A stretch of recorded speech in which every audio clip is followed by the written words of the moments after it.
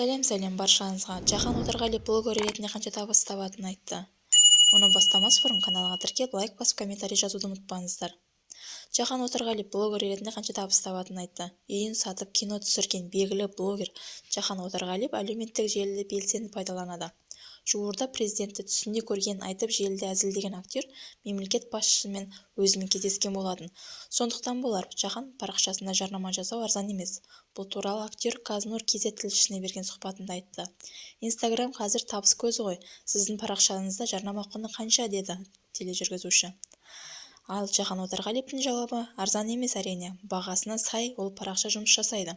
Сториске жарнама жасау үшін 500 мың теңге бере аламын. Ал парақшама жарнама жасау үшін 2 миллион теңге.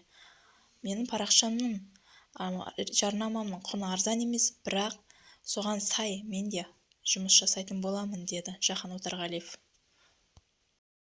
Жарнама қымбат емес пе деп сұрақ қояды. Сонда Жахан Отарғалиев: қымбат емес, маған берген ақшасын олар 2-3 есе ғып шығарып алады. Мен оған 100% кепілдік және гарантия беремін, дейді. Соңына дейін тыңдағаныңызға көп рахмет. Лайк басып, комментарий жазып, каналға тіркелуді ұмытпаңыздар, достар.